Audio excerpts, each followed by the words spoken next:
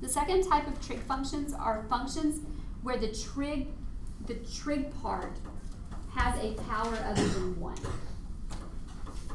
And maybe the angle has a derivative other than 1 as well. So these are as complicated as they can get without involving the quotient and product rule. So the first one we're going to look at is y equals cosine squared of 5x. I came up with just a little acronym for these problems, the type 2 trig problems, and I call it the PTA rule. To help you remember that there are 3 parts to this.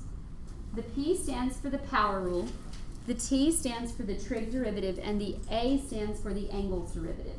And so we have to address all 3 of those issues in this. So here's how it works. If the trig function has a power, and it does, this 2 is understood to be the power of the trig function, you simply apply the power rule to it, which says we say power times coefficient, and we go down 1 on the power, and you must keep your angle. And that satisfies the P part in the PTA. The T means I need to take the trig derivative of just the base. So what's the base? Cosine of 5x. Cosine of 5x, and the exponent is 2. So the T means you want the trig derivative of just cosine, which is what? Negative sine. So we're going to multiply this by negative sine of 5x, and that's going to satisfy the T in the PTA rule.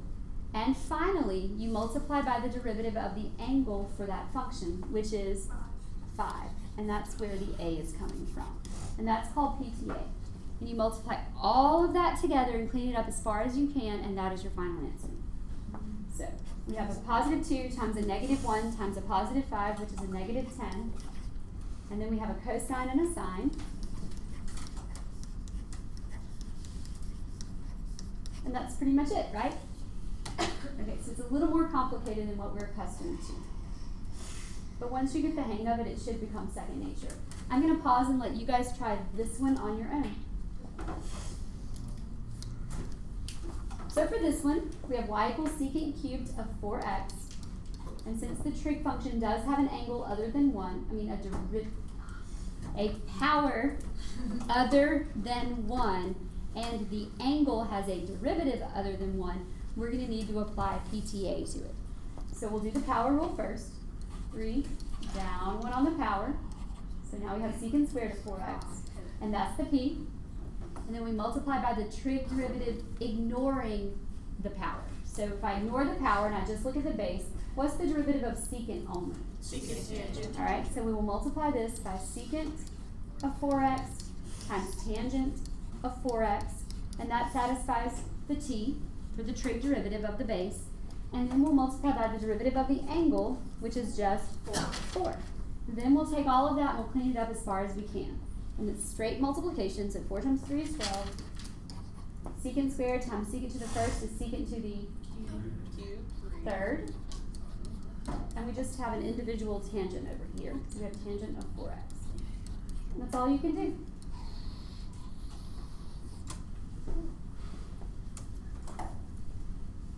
We're going to look at this one together, but it's a little tricky.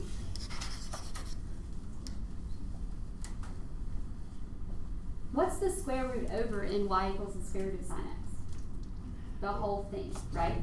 Y'all understand that? Okay. So probably the best way to do this when there is a radical over the whole thing is to rewrite it as parentheses to a power, just like we would if we had a radical anywhere else. So I will think of that as sine x to the 1/2 power. And then we'll just apply the general power rule to it. The general power rule says I can apply the power, which would be 1/2, down 1 on the power, which would be sine x to the negative 1/2, times the derivative of the inside, which is cosine of x. And do I have to put the derivative of the angle on there? Because the angle is 1. So basically we still did PTA. The power just looks a little different because it's a fraction. So we said 1/2, down 1 on the power, times the derivative of the inside, and because it was a trig function, we also considered the angle, which just had a derivative of an understood 1. Okay? So that gives me cosine of x on top And then the 2 is on the bottom, and because this has a negative power, it drops into the denominator and assumes a square root again, because it's a negative 1/2 power. So that's how you handle it if you have radicals over the entire thing. For our final problem of this section, we want to write the equation of the tangent line to the function f of x equals 2 times the sine of x plus the cosine of 2x at the point pi comma positive 1. So in order to write the equation of a tangent line, I first needed a derivative. And then I'm going to take that derivative and substitute in some values to find its slope, right? That would be the slope of the derivative at that point, which will also be the slope of the tangent line. Then I can apply point slope to find the equation of that tangent line. So let's get started. If this is our function right here, how many terms are there? 2. And we don't have any product or quotient rule, which is nice. So you have to look at the problem and you have to start dissecting it and start thinking about, what do I do to it? Always rule out product and quotient rule first. Do I need it? Let's look at the individual terms. There's a 2 multiplied in front, but I only have to do the product rule if what? If there's another variable. If there's another variable. If that were a 2x, I would need the product rule here, but I don't need that here. This one is a cosine of 2x, so it doesn't even have a coefficient. So we're good. We don't need the product or quotient rule. So we're going to do each term separately. What is the derivative of 2 times the sine of x? 2 times the cosine of x. And we don't need any of the special rules for trig functions because that was to the first power and its angle was just plain x. So even if we did multiply by the derivative of that angle, it would just be 1. Okay, now I need to add to that the derivative of cosine of 2x. But the cosine of 2x, its derivative is negative sine of 2x times what? Times 2. So is it okay instead of writing plus and negative if I just go ahead and write minus? So we have minus sine of 2x multiplied by the derivative of the angle, which is a 2. It didn't have a power, so we only had to multiply by the derivative of the angle. We didn't have to address the power rule there. So it was this was a type 1 trig function, and so is this one. So we have 2 cosine of x minus 2 sine of 2x. And if I just wanted the derivative, I could stop there, but I don't just want the derivative. I want the equation of the tangent line, which means I need to first convert that to a slope.